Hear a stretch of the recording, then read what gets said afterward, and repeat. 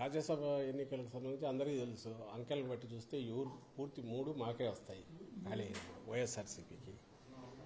23 మంది వీళ్ళల్లో అందులో 3-4 ఆల్రెడీ తెలుగుదేశం పార్టీని వదిలేరు. సరే, మా దగ్గర నుంచి 3-4 అటు వెళ్ళారు, బాగానే ఉంది. వాళ్ళకు ఈ మధ్య దానికి ఇది కూడా ఇచ్చాం, డిస్క్వాలిఫికేషన్ దీనికి కూడా. మరి 19 ఎమ్మెల్యేలతో వాళ్ళు రాజ్యసభ సీటు ఒకటి తెచ్చుకోవాలని ఏ రకంగా లెక్కలేస్తున్నారు, అది ఒక ప్రజాస్వామ్యంలో చేయదగ్గది అన్నట్టు ఏ రకంగా ప్రయత్నాలు చేస్తున్నారు, ముందు దానికి వాళ్ళ ఆన్సర్ ఇవ్వాలి. ఇది ఒకటి. డిస్క్వాలిఫికేషన్ అనేది స్పీకర్, అది డిస్క్రిప్షన్, ఆయన ఎప్పుడు తీసుకుంటారని ఆయన ఇష్టం. కానీ వీళ్ళు గగ్గోలు పెట్టడము, వీళ్ళు దాన్ని క్వశ్చన్ చేయడము అవసరం ఎందుకు? వీళ్ళకి హోప్స్ ఉన్నాయని కథలు వస్తున్నాయి, ఒక్క సీటు కొట్టచ్చు.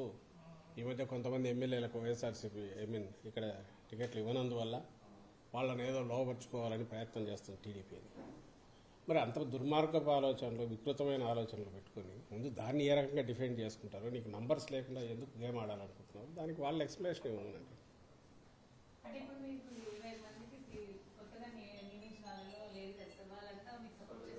ఎందుకు చేయరమ్మా? పార్టీలో పొలిటికల్ పార్టీలో ఎమ్మెల్యే టికెట్ మార్చడము, అట్లా మారిస్తే దాంతోనే అందరూ పార్టీలు వదిలిపోయాడు కంటే ఏ రాజకీయ పార్టీ కూడా నిలవలేదు. ఎప్పుడు ఊరిద్దరు ఉండొచ్చు, దట్స్ డిఫరెంట్ ఇష్యూ. కానీ మెజారిటీ ఇన్నాళ్ళు కట్టుబడి ఉన్న వాళ్ళు ఇంకో రోజు వాళ్ళకి ఏదో ఒకటి ఉంటుంది.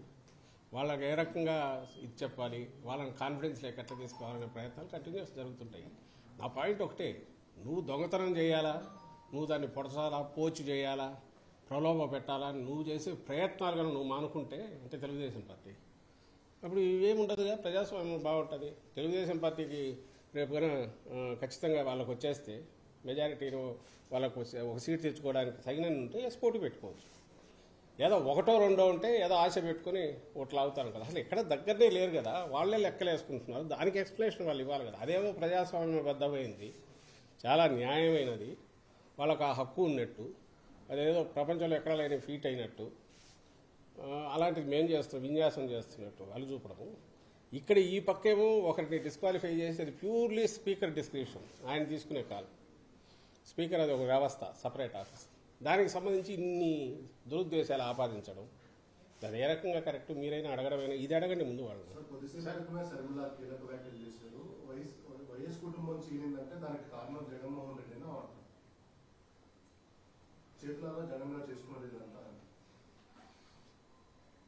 షర్మిల గారు గత 4 రోజుల క్రితం, 5 రోజుల క్రితం హఠాత్తుగా రాష్ట్రంలో ఇక్కడ రాజకీయ తెర మీద ప్రత్యక్షం రావడమే ఒక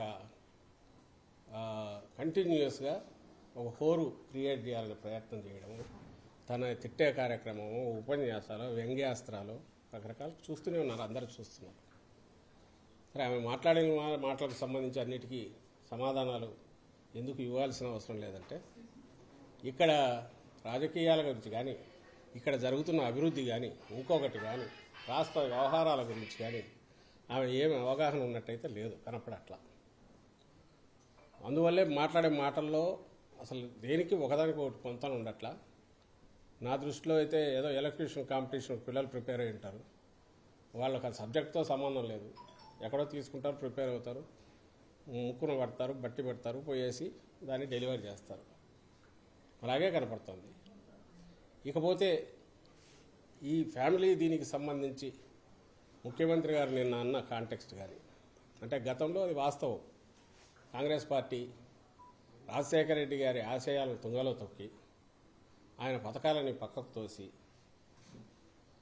ఆయన కోసం మరణించిన వాళ్ళ కుటుంబాలను పరామర్శించాలని ఓదార్పు యాత్ర చేపడితే అడ్డంగా దానికి నో చెప్పి, దాని తర్వాత కక్ష సాధింపు చర్యలు మొదలుపెట్టి వేధిస్తున్నప్పుడు అది షర్మిలమ్మకు తెలుసు.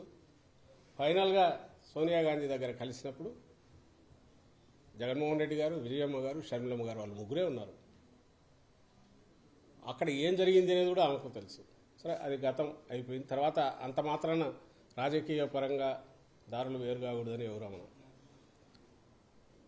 ఇక్కడికి వచ్చేసరికి కుటుంబాన్ని చీల్చడం అనేది ఆయనన్న కాంటెక్స్ట్. ఆ రోజు ఎప్పుడైతే బయటకు వచ్చి పార్టీ పెట్టగానే బాబాయ్ వాళ్ళ చిన్నాన్నను వివేకానంద రెడ్డి గారికి మంత్రి పదవి ఇచ్చడం, ప్రలోభ పెట్టడం, ఆ తర్వాత పోటీకి దించడం విజయమ్మ గారికి పోటీగా, ఇవన్నీ అందరు చూశారు. బట్ ప్రజలు దే చోజ్ జగన్మోహన్ రెడ్డి గారు సరైన వారసుడు అనుకున్నారు, పార్టీకి పట్టం కట్టారు. ఆ తర్వాత రెస్ట్ ఈజ్ హిస్టరీ అందరం చూస్తున్నాం. తర్వాత ఇప్పుడు జరుగుతున్నది ప్రత్యక్షం. లేకపోతే షర్మిలమ్మకి ఇక్కడ ఎవరి ద్వారా ఇక్కడ ఏపీలో కానీ ఉభయ తెలుగు రాష్ట్రాల్లో ఎవరి ద్వారా తెలుసు? రాజశేఖర రెడ్డి గారి బిడ్డగా తెలుసు, జగన్మోహన్ రెడ్డి గారి చెల్లెలుగా తెలుసు. జగన్మోహన్ రెడ్డి గారు రాజశేఖర రెడ్డి బిడ్డగా ఆ రోజు మొదలుపెట్టిన ప్రస్థానం తర్వాత ఇప్పుడు అది సొంతంగా తనంతట తాను ఒక ప్రవాహంలాగా, మహా ఉధృతమైన ప్రవాహంలాగా అప్రతిహతంగా ముందుకు సాగుతోంది అంటే వాటిని అవపోసన బట్టి ఆయన ఆశయాలను, ఆయన ఆలోచనలు, రాజశేఖర రెడ్డి గారి ఆలోచనలు, ఆశయాలు, ఈయన వాటిని మనసావాచ నమ్మి వాటిని మరింత ఫైన్ ట్యూన్ చేసి ఇంప్లిమెంట్ చేస్తున్నారు. కాబట్టి అది ఏదర్ పార్టీని ప్రొటెక్ట్ చేయడంలో కావచ్చు, విలువలను పాటించడంలో కావచ్చు, నిజాయితీగా నిబద్ధతగా వ్యవహరించడంలో కావచ్చు, నిబ్బరంగా అడుగులు వేయడంలో కావచ్చు, ఎన్ని ఆటుపోట్లైనా తట్టుకోవడంలో కావచ్చు, ఇంక్లూడింగ్ అక్రమ కేసుల్లో జైల్లో పెట్టడం దగ్గర నుంచి, ఇంక్లూడింగ్ తెలుగుదేశం పార్టీ అధికారంలో ఉన్నప్పుడు 23 మందిని పోస్ట్ చేసి ప్రలోభ పెట్టి పశువులు కొన్నట్టు చంద్రబాబు కొన్నప్పుడు కూడా ఎక్కడా చెల్లించలేదు. ఆ రకంగా సొంతంగా ఎదిగాయి. ఈరోజు జగన్మోహన్ రెడ్డి గారి తండ్రి గారు రాజశేఖర రెడ్డి గారు అని చెప్పుకునే రోజులు వచ్చాయి, విచ్ ఈజ్ ఏ తండ్రికైనా గర్వకారణం.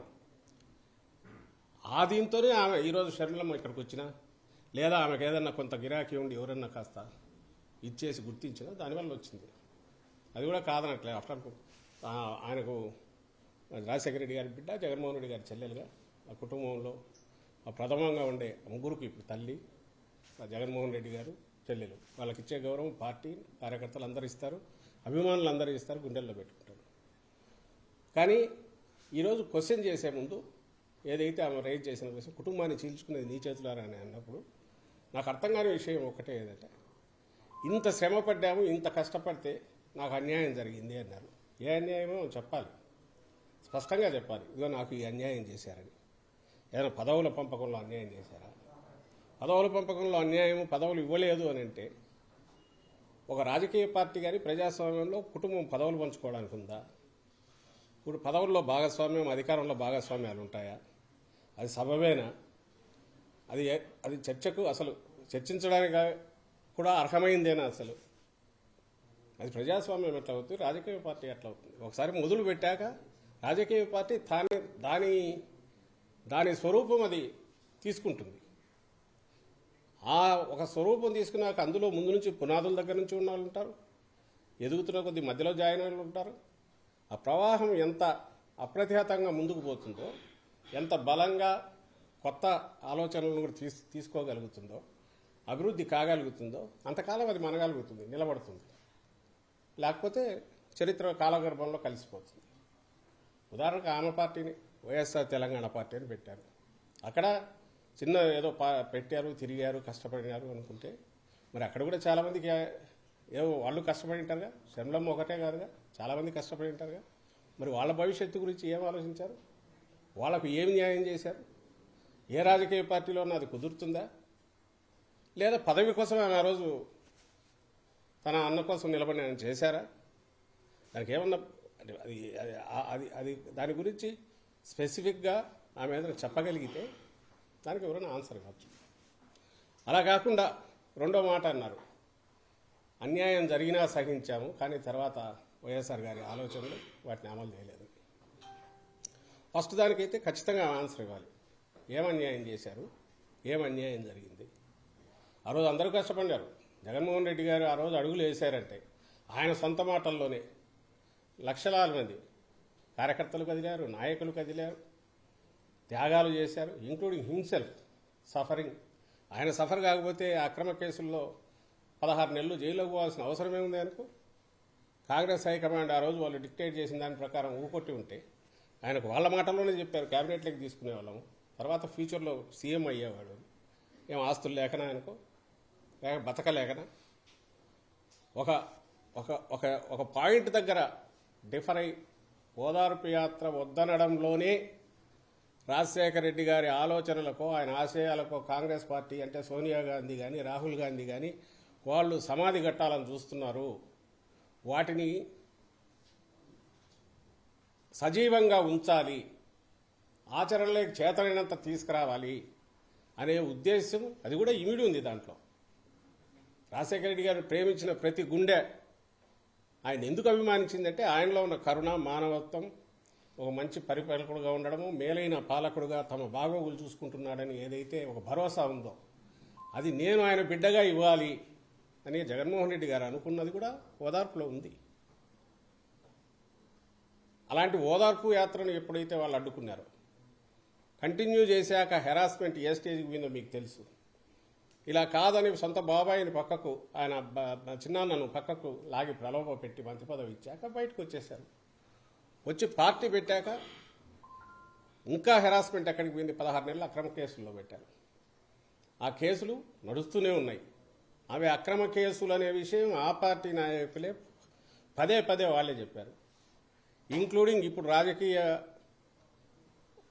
దీంట్లోకి వచ్చిన, తెర మీదకి వచ్చిన, అప్పట్లో ఇన్వెస్టిగేట్ చేసిన లక్ష్మీనారాయణ గారు కూడా ఆ కేసు దాని స్వరూపం ఎంతంటే ఇదిగో ఇంతే, ఇంతకు మించి లేదని ఆయన కూడా చెప్పారు అప్పట్లో ఇన్వెస్టిగేటివ్ ఆఫీసర్.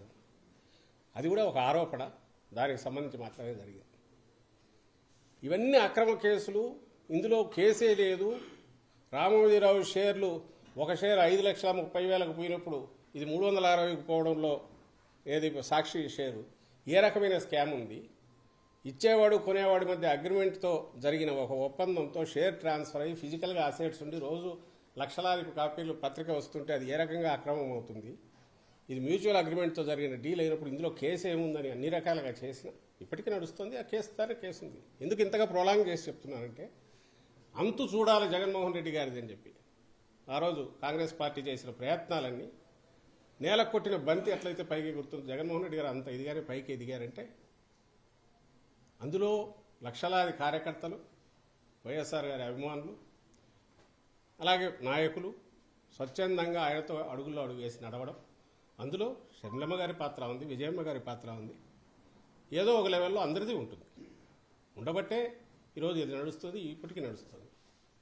అది వేరు.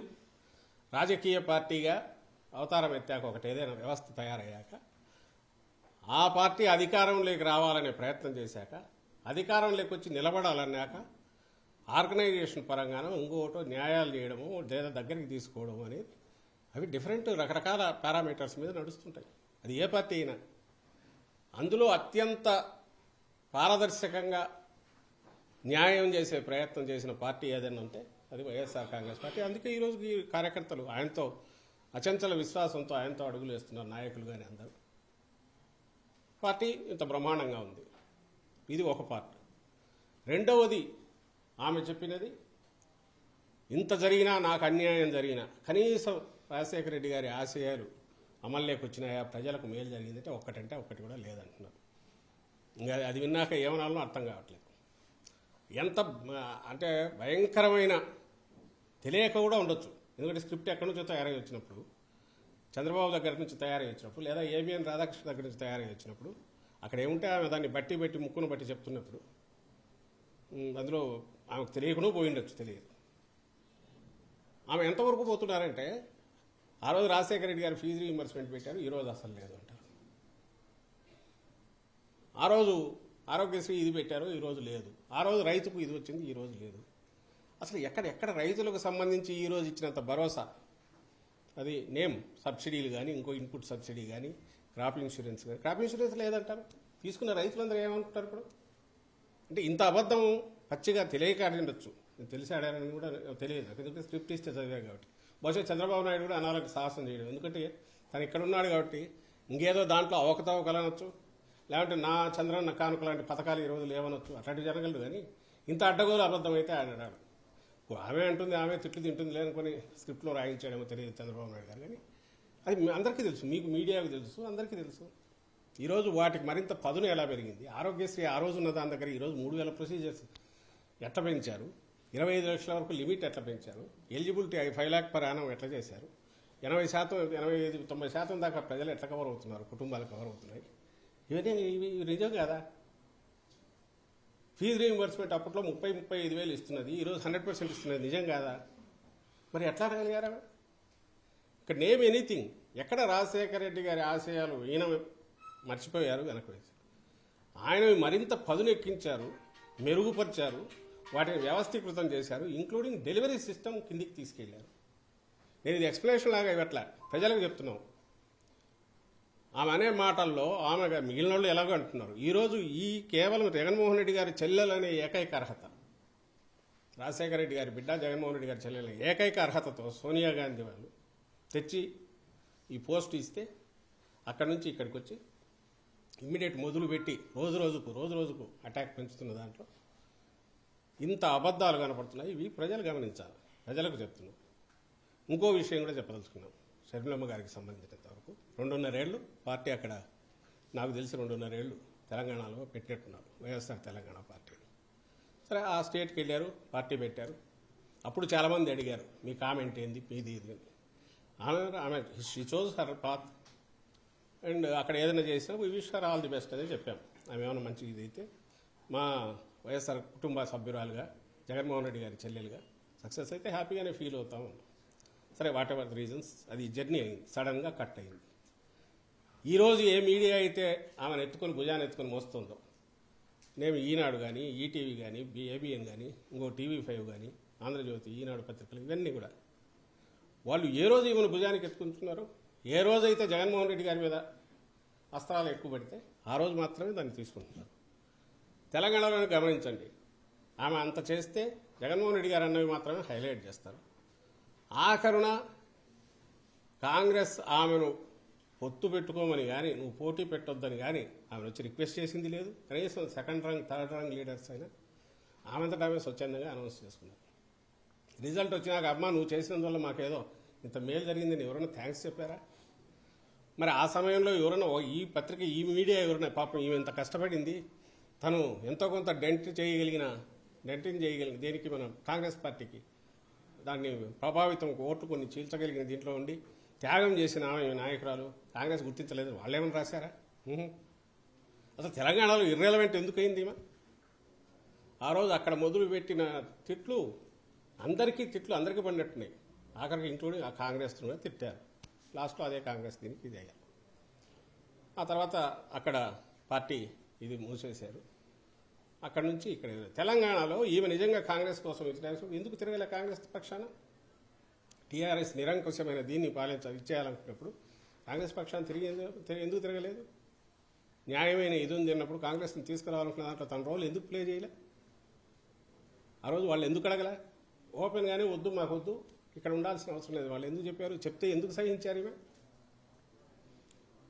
ఈ మధ్య ఇటీవల కూడా అక్కడ ముఖ్యమంత్రి రేవంత్ రెడ్డి, ఆయన ఎవరు, Radhakrishna, open heart surgery, open heart with Radhakrishna, RK surgery అని వచ్చింది సార్, ఓపెన్ హార్ట్ విత్ ఆర్కేలో దాంట్లో మాట్లాడుతూ ఏమంటాడు, రాజశేఖర రెడ్డి గారు అప్పట్లో టీఆర్ఎస్ నుంచి మిగిలిన వాటి నుంచి వలసలను ప్రోత్సహించి డిఫెక్షన్స్ ప్రోత్సహించడం వల్ల ఇప్పుడు ప్రకృతి దాన్ని ఎట్లా కేర్ తీసుకోవాలని అట్లా తీసుకుంది. అర్థమేమండి? అంటే ఆయన మరణించింది దానివల్లనే కదా. వేరే మీనింగ్ ఏమొస్తుంది నాకు అర్థం కావట్లేదు. ప్రకృతికి ఈ డిఫెక్షన్స్కి సంబంధం ఏముంది? ప్రకృతి ఎక్కడ వర్షం పడి ఆగుతుంది పంటన అయిపోవడానికి? మరి అన్నప్పుడు ఆ పార్టీలో కనీసం అలాంటి పార్టీలో ఈ రోజుకు అక్కడ ఉన్న ఒక వ్యక్తి, అందులో సాక్షాత్తు ముఖ్యమంత్రి, ఆ పార్టీ ముఖ్యమంత్రి అక్కడ అంటుంటే అసలు ఎట్లా దాని గురించి ఏమంటారు? ఎందుకు ఈ రియాక్షన్స్ ఎందుకు జరుగుతుంటే మీరు మాట్లాడాల్సినవి ఇవన్నీ ఉన్నాయి. షర్మిలమ్మ గారు తన బిహేవియర్ దానికి సంబంధించి చెప్పాల్సినవి ఇవన్నీ ఉన్నాయి. అక్కడ నుంచి ఇక్కడికి రావడం ఇక్కడ మొదలుపెట్టారు. బహుశా ఈరోజు మాట్లాడిన దాంట్లో కూడా అవి ఏ స్టేట్లో ఉండాలనుకో మాట్లాడారో తెలియట్లా. ఏది వైఎస్ఆర్ గారి ఆశయాలు అవి అమలు కావట్లేదు, ఈ రాష్ట్రంలో అసలు పాలన అనేది సరిగా లేదు, సంక్షేమం లేదు, ప్రజల మేలు గురించి పట్టించుకోవట్లేదని ఎప్పుడైతే అన్నారో, అది ఆమె ఆంధ్రప్రదేశ్లో ఉండి మాట్లాడుతున్నా అనుకున్నారో లేక తెలంగాణలో మాట్లాడుకున్నారో నాకైతే అర్థం కాదు. ఇంత డొల్లతనంతో అసంబద్ధతతో కూడిన వీటి గురించి ఎందుకు రెస్పాండ్ కావాల్సి వస్తాం ఏమాత్రం ఉందంటే కన్ఫ్యూజ్ అయ్యే అవకాశం ఉంటుంది ప్రజలు. కాబట్టి ఈ జరిగిన దీంట్లో ఏదైనా ఉంటే, ఆమెకు ఏదైనా అన్యాయం జరిగింది అనుకుంటే ఏం ఆశించి ఆమె తన అన్న కోసం తిరిగారో ఆమె చెప్పాలి, ఏం ఆశించి ఆశాభంగం కలిగిందో అది చెప్పాలి. రాజకీయాలు అనేవి కేవలం పదవులు పంపకం, కుటుంబంలో పంచుకోవడానికా లేక అది ఒక పార్టీ అనేది హెల్తీగా ఉండాలంటే బ్రాడర్ డెమోక్రటిక్గా అందరూ ఇన్వాల్వ్ అయ్యి కుటుంబానికి అతీతంగా నడవాలన్నా ఏది ఆదర్శప్రాయమైంది మీరు మీడియా కూడా ఆలోచించాలి. ఈరోజు జగన్మోహన్ రెడ్డి గారు వేస్తున్న అడుగులు కానీ పార్టీని నడుపుతున్న తీరు కానీ ప్రభుత్వంలో కుటుంబానికి సంబంధించి పరిమితం చేయడం కానీ ఎక్కడికక్కడ చేయడం అనేది అదే ఆదర్శప్రాయమైంది. ప్రజలు ఎన్నుకున్నది రాజకీయ పార్టీని, ఆ పార్టీ నాయకుడిగా అధినేతగా జగన్మోహన్ రెడ్డి గారి ఆలోచనలు నచ్చాయి. And regional party more so in regional party ఎవరైతే దాన్ని హెడ్ చేస్తున్న నాయకుడు ఉన్నాడో ఆయన ఆలోచనలు, ఆయన వ్యవహార శైలి, ఆయన ఇవి దిశానిర్దేశం చేస్తాయి. ఆయన వాటిని బట్టే ప్రజలు కూడా జడ్జి చేసుకుంటారు. ఆ జడ్జి చేసుకోవడంలో జగన్మోహన్ రెడ్డి గారు ఒకరు, ఆయన ఇంకొక వారసత్వం కానీ ఇంకోటి కానీ అటు ఇటు లేదు, లేదా కుటుంబంలో పదవుల కోసం ఆయన ఇచ్చేయట్లేదు, పార్టీని హెల్తీగా ఉంచడానికి ఇలాంటి బంధాలకన్నిటికీ అతీతంగా నడుపుతున్నాడు అనేది ఆదర్శప్రాయమైంది. అది వద్దని ఆమె అనుకుంటుంటే అది చెప్పాలి, లేదు ఇట్లే ఉండాలి, దాంట్లో నాకు ఇంత వాటా రావాలని అనుకున్నారు, రాలేదంటే అదన్నా స్పెసిఫై చేయాలి.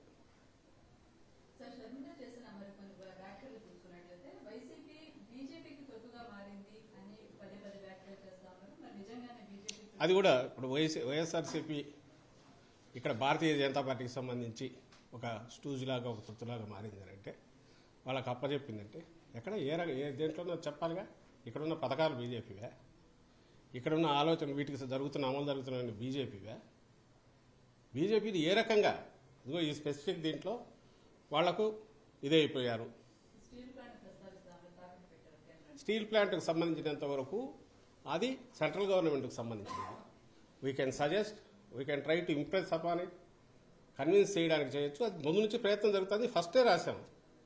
జగన్మోహన్ రెడ్డి గారు అందరికంటే ముందు రియాక్ట్ అయ్యి అక్కడికి డెడికేటెడ్ ఓవర్ సప్లైస్ ఇవ్వడము, వాళ్ళ స్ట్రక్చర్ డెట్ రీస్ట్రక్చర్ చేసి ఫర్దర్ లాంగ్ పీరియడ్ తీసుకొని రావడము, దానికి సెంట్రల్ గవర్నమెంట్ షూరిటీ ఇవ్వడము, అలాగే ల్యాండ్ సర్ప్లస్ ఉన్నవి ఏదైనా కొంత మార్కెటబిలిటీ ఉంటే వాటిని ఇచ్చేసి దానికి అవసరమైన దీన్ని పూల్ చేయడము, ఫండ్స్ పూల్ చేయడము, డెట్ తగ్గించుకోవడము, ఇవి చేసి నిలపండి. ఎందుకంటే ఇది ఎమోషనల్కి సంబంధించి, సెంటిమెంట్కి సంబంధించింది. దిస్ ఈజ్ నాట్ సంథింగ్ ఏదో జస్ట్ బిజినెస్ వెంచర్ కాదు అని రాశారు. తర్వాత కలిసినప్పుడు చెప్తున్నారు, ఎప్పటికప్పుడు జరుగుతోంది. ఇంతకు మించి వేరే రకమైన పోరాటం ఎవరైనా చేయగలరా? అక్కడ కాదు, కానీ ఆయన సమక్షంలోనే దాన్ని మెన్షన్ చేశారు. ప్రధానితో తాను పార్టిసిపేట్ చేసిన ఉత్తరాంధ్ర జిల్లాల్లో జరిగిన సభలో ఆ స్టేజ్ మీదనే స్పెషల్ స్టేటస్ ఒకటి ఇవి ఒకటి మెన్షన్ చేశారు. మనం డెమోక్రసీలో ఉన్నామా లేక ఇంకెక్కడ ఉన్నామా? స్టేట్ ఏం చేయాలి దీంట్లో? పోరాటం అనేది ఏంటి? దానికి నిర్వచనము, ఆ స్వరూపం ఎట్టుండాలో చెప్తే దాని ప్రకారం ఆలోచించవచ్చు. అవేమీ లేకుండా దాన్ని సాధించలేకపోయారు అంటే దానికి ఆన్సర్ ఏముంటుంది? ప్రయత్నాలు చేస్తున్నారా లేదా? ప్రయత్నం లోపం ఉందా లేదా సపోర్ట్ చేశారా? పొలిటికల్ పార్టీగా ఒక స్టేట్మెంట్ ఇట్ సెల్ఫ్ దానికే వాల్యూ ఉంటుంది. పొలిటికల్ పార్టీగా ప్రైవేటైజ్ చేయడానికి వైఎస్ఆర్సీపీ పాజిటివ్గా ఉందంటూ ఎవరన్నా స్టేట్మెంట్ ఇస్తే ఎస్ అది రాంగ్ అవుతుంది. ఎందుకంటే దట్ రిఫ్లెక్ట్స్ ఎంటైర్ ఈ పార్టీ మొత్తం దీన్ని రిఫ్లెక్ట్ కాదుగా. వద్దని చెప్తున్నాము, దానికి ఏ రకంగా దాన్ని అవాయిడ్ చేయొచ్చో కూడా అడ్వైజులు ఇచ్చాము, ఇంప్రెస్ చేయడానికి ట్రై చేస్తున్నాం. అలాగే నిన్ననో ఎప్పుడో చూశాను గంగవరం పోర్టుకు సంబంధించి. గంగవరం పోర్టుకు సంబంధించి మనకున్న పర్సెంటేజ్ ఏదైతే ఉందో అది దానికి బదులుగా వచ్చిన 600 కోట్లు మిగిలిన 3 పోర్టు డెవలప్మెంట్కి ఇప్పుడు ఏదైతే 13,000 కోట్లు 14,000 కోట్లతో డెవలప్ చేస్తున్నాం. మచిలీపట్నం, రామాయపట్నం, మచిలీపట్నం, మూలపేట 3 పోర్ట్స్కు అవసరమైన మన వాటా ఏదైతే ఉందో 3,000 కోట్లలో పార్ట్గా దాన్ని తీసుకొచ్చి ఇక్కడే పెట్టారు. ఎక్కడికి పోలా. ఒకటి. సెకండ్ థింగ్, దానివల్ల we have not lost our right. 33 ఇయర్స్కి అది పీపీపీ మోడ్లో ఎక్కడున్నా కూడా 33 ఇయర్స్ తర్వాత మనకు మళ్ళీ గవర్నమెంట్కే వస్తుంది. ఇది కాక రెవెన్యూ షేరింగ్ ఏదైతే ఉందో సర్టన్ పర్సెంటేజ్ ఉంది, 2%, 1.5%, 2% ఉన్నట్టు అది కంటిన్యూ అవుతుంటుంది. ఒక పెద్ద ప్లేయర్ వచ్చి ఆపరేషన్స్ ఎక్స్పాండ్ చేస్తే, మోర్ బెర్త్స్ తీసుకొచ్చి బిజినెస్ యాక్టివిటీ పెరిగితే, రెవెన్యూ పెరిగితే దానికి తగినట్టు ఇది పెరుగుతుంది. ఇది ప్రపంచం మొత్తం చేస్తున్నది. అండ్ ఇప్పుడు టేక్ ఓవర్ చేసిన గ్రూప్, పెద్ద గ్రూపు, దానికి ఉన్న వాటేమంటారు ఇందులో ఈ లాజిస్టిక్ రిలేటెడ్ దీంట్లో ఉన్న ఎక్స్పర్టైజ్ కానీ ఎక్స్పీరియన్స్ కానీ లేదా ఇన్వెస్ట్మెంట్ పెట్టగలిగింది. కానీ ఆల్రెడీ వాళ్ళు ఇన్వెస్ట్మెంట్ కూడా పెంచి పెద్దది చేస్తున్నారు. ఆపరేషన్స్ పెరిగే కొద్దీ ట్యాక్స్ రూపంలో పెరుగుతుంది, ఈ 2% ఇది వచ్చేది పెరుగుతుంది, స్టేట్ రెవెన్యూ ఓవరాల్ పాజిటివ్ దీంట్లోకి పోతుంది. ఇట్లా ఆలోచించడంలో ఏ రకమైన ఇది ఉంది? ఆమె టక్కున ఒక మాట అనేసి 600 కోట్లకు 70,000 కోట్లు అమ్మేసే ఇది చేశారంటే దానికి తలా తోక ఉండే ఆర్గ్యుమెంట్ అనేది, దానికి ఎక్స్ప్లెనేషన్ ఇంత ఇవ్వాల్సి వస్తుంది. మణిపూర్ ఇష్యూ షర్మిలమ్మ వైఎస్ఆర్టీపీ అధ్యక్షురాలుగా ఎక్కడ తెలంగాణలో ఉన్నప్పుడే జరిగింది, మొదలుపెట్టింది. మరి అప్పుడు ఎందుకు మాట్లాడలేదో నాకు అర్థం కావట్లా. అప్పుడు ఆమె అజెండాలో ఎందుకు అర్థం లేదో నాకు అర్థం కావట్లా. మన ఆవేశంగా క్వశ్చన్ చేశారు జగన్మోహన్ రెడ్డి గారిని, మరి అక్కడ ఎందుకు మాట్లాడాలా? అక్కడ ఎందుకు పోరాటం చేయలే? ఇక్కడ వచ్చి రాగానే నేరుగా బీజేపీ ఇది ఎంబూఆర్ అంటూ మణిపూర్ ఇష్యూ తీసుకొని దాన్ని పెట్టి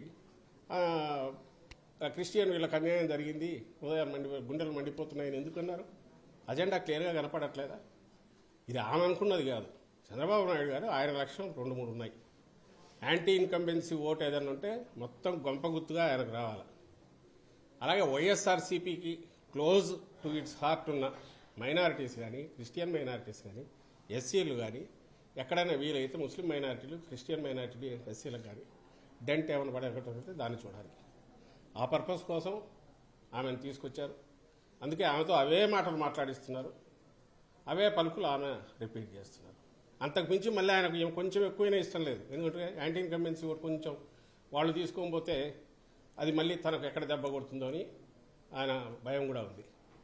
సో ఈ కంట్రోల్డ్ దీంతో నడుపుతున్న ఒక ప్రచారం, దుష్ప్రచారం లేదా ఆ స్ట్రాటజీ తప్ప చంద్రబాబు గారిది. అందులో ఈమె కేవలం ఒక చిన్న పావు, అంతకుమించి దీనికి వేరే ఇది లేదు.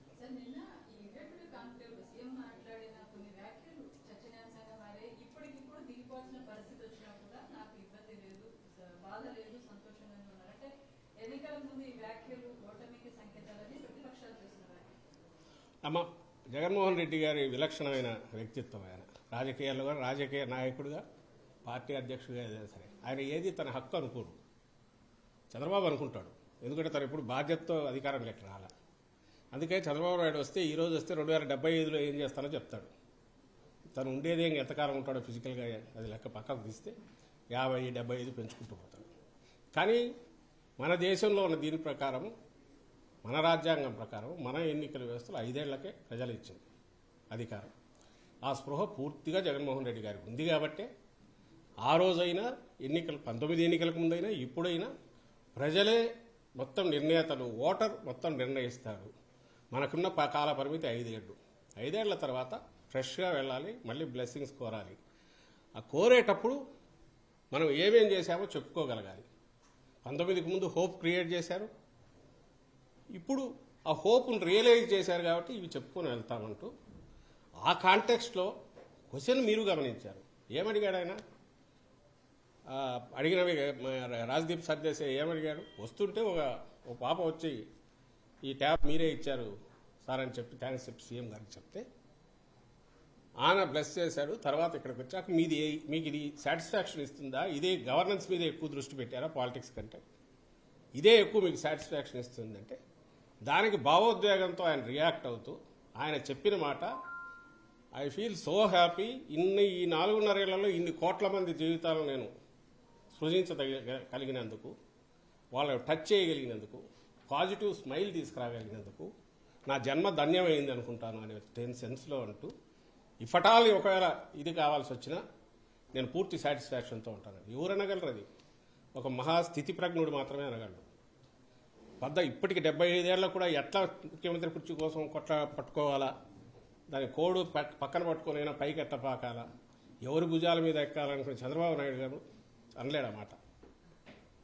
ఈ రోజుకి ఈ రోజు అయినా అంటే ఈ రోజు నేను ఒక్కరోజు చేసిన ఒక్కరోజులో నేను ఏం చేయగలిగాను, ఈ 4.5 ఏళ్ళు 24/7 నేను పనిచేయడం ద్వారా నా రాష్ట్రానికి నేను ఏం చేయగలను చెప్పుకోవడానికి జగన్మోహన్ రెడ్డి గారికి ఇంతుంది.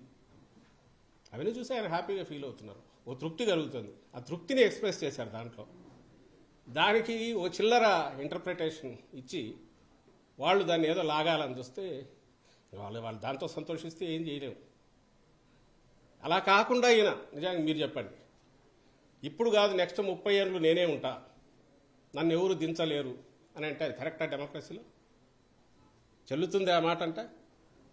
అది ఎవరైనా హర్షిస్తారా? ఇది వినయంతో వినమ్రతతో ప్రజలకు పట్టం, ప్రజలే నిర్ణేతలని గుర్తించిన ఒక మంచి నాయకుడు, ఒక స్టేట్స్మెన్ మాత్రమే మాట్లాడగలిగిన మాట నిన్న ఆయన అన్నాడు. ఆ మొత్తం మాట చూస్తే అదే ధ్వనిస్తోంది. అట్ట కాక ఇంకో రకంగా ఏదన్నా ధ్వనిస్తే వాళ్ళు నేననేది వాళ్ళ చిల్లరతనం అన్నా ఉంటుంది, లేకుంటే ఓ భ్రమలో వాళ్ళకు వాళ్ళు 2 రోజులు మాకు ఏదో మంచి రోజులు ఉన్నాయని అనుకోవడానికి ఉపయోగపడుతుంది. కానీ వాస్తవం అయితే ఇది. సార్, ఇండియా టుడేకి 3 కోట్లు గవర్నమెంట్ ప్రజాధనాన్ని అదనంగా ఇచ్చి కార్యక్రమాలు పెట్టించుకున్నారని ప్రభుత్వం సంబంధించినంత వరకు ఏదైతే అవుట్ రీచ్ చేసిన ప్రజలకు చేసినవన్నీ ఇవి చేశాము, దీనివల్ల ఈ ప్రయోజనాలు కలిగినాయి అని చెప్పేది అందరూ చేసేదే. అయితే మేమేమి చంద్రబాబు నాయుడు లాగా దావోస్ పోయి ఊరగాయ పప్పు లేదా ఏదో తోటకూర పప్పు బిర్యానీలు పెట్టి ఎవడెవడిని ఈ నుంచి తీసుకుపోయి మా ఈ కల్చర్ అంటే ఇదని చెప్పి అట్లా చేయలే కదా ఆయన. ఎడ్యుకేషన్లో ఫార్ రీచింగ్ రిఫార్మ్స్ ఏవైతే టేకప్ చేశామో, ఏవైతే ఈరోజు సబ్స్టాన్షియల్ రిజల్ట్స్ ఇస్తున్నాయో, ఏదైతే నెక్స్ట్ జనరేషన్ సాలిడ్ ఫౌండేషన్ మీద నిలబెడుతున్నాయో వాటిని ప్రొజెక్ట్ చేస్తున్నాం, షోకేస్ చేస్తున్నాం. ఓ నేషనల్ మీడియాను వాళ్ళ దీన్ని స్పాన్సర్ చేయడం ద్వారా అది ఏ స్టేట్ అయినా చేయదగ్గది, చేయాలి. రాజకీయం కోసం చేయాలి. ఆయన మాదిరి ఆయన దీనికి ఏదో జనాగ్రహ దీక్ష అట్లాంటివి పెట్టి కోట్ల రూపాయలు ఖర్చు పెట్టి బెంచ్ సర్కిల్లో ఇవి చేయలే.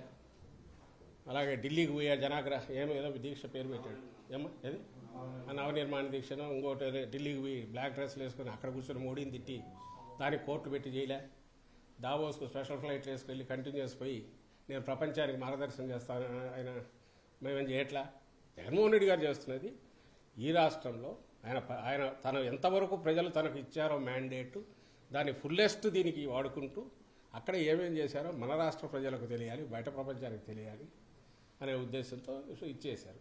అందులో ఏది ఆయన చేసిన షోకేస్ చేసిన దాంట్లో ప్రతిదీ ప్రూవ్ అయినవి, నడుస్తున్నవి, భ్రమలు క్రియేట్ చేసేవి కాదు, అభూత కల్పనలు కాదు. సో ఇప్పుడు ఖర్చు అంటే దీనికి మించి 10 100 రెట్లు పోలవరం బస్సులు వేసింది ఎంత 100 కోట్లు అయినట్టుంది నాకు తెలిసి. జయం చంద్రన్న అని ఆ రోజు పాటలు పాడినా తీసుకుపోయినా ఏమి కానీ పోలవరం గేట్ ఎత్తేదానికి ఒక గేటు పెట్టిన దానికి ఆయన ప్రాజెక్ట్ పూర్తయిన తర్వాత చేశారు. ఇప్పుడు ఏమట్లాంటి జరగట్లా.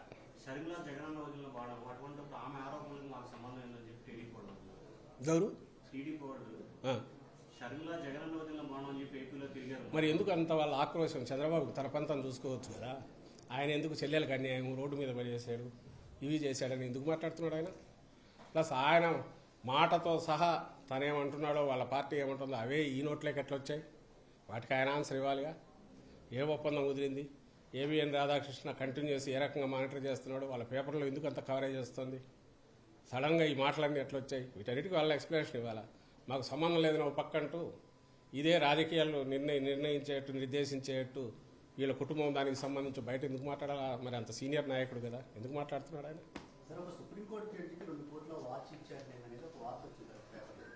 ఏదో సొల్లువాగుడు ఏదో అంటుంటారు. అక్కడ ఎవరైనా వాళ్ళు ఉండి విన్నారా, వాళ్ళు ఉండి చూసారా? ఎవడన్నా ఆ ఛానల్కి కానీ దాన్ని నమ్ముకొని నడుస్తున్న టీడీపీకి కానీ లేదా ఆ పేపర్కి కానీ రాధాకృష్ణ పేపర్ లేదా దాన్ని నమ్ముకొని నడుస్తున్న టీడీపీకి కానీ వాళ్లకు అసలు ఈ రాష్ట్రానికి ఏం కావాలా, ఈ ప్రజలకు ఏవి ఇష్యూస్ దాని మీద డిస్కస్ చేయాలి, దాని మీద మా లైన్ ఇది మీ లైన్ ఇది అని అడిగేది లేదు. అందువల్ల ఏదో ఒక అభూత కల్పన క్రియేట్ చేసి వేసేయడం, దాని మీద ఇంకా డిస్కషన్ స్టార్ట్ చేయడం, దాని మీద వాళ్ళే ఖండనలు ఇవ్వడము, దాని మీద వాళ్ళే ఛాలెంజ్లు ఇవ్వడం, వాళ్ళకి ఇది మామూలుగా సహజం. 2 రోజులు డైవర్ట్ చేయాలని చూస్తుంటారు వాళ్ళు. అంతకుమించి దాంట్లో ఎవరు వెళ్ళారమ్మా? ఎవరమ్మా? అవును, ఎవరు గూడూరు ఎమ్మెల్యే కావచ్చమ్మా. ఇప్పుడు ఎప్పుడైతే వివిధ కారణాల్లో కృష్ణదేవరాయలు గారికి సంబంధించి అయితే చెప్పాను, నరసరావుపేట బీసీకి ఇవ్వాలని అనుకున్నాను. ఆయనకు తను అక్కడే అట్లనే ఆయనకు అన్యాయం గుంటూరు వెళ్ళమని చెప్పారు. అందరికీ తెలిసింది, మీ మీడియాలోనూ వచ్చింది. ఆయన కూడా చెప్పారు, ఆయనకు అది ఇష్టం లేదు, నేను అక్కడే కావాలన్నారు.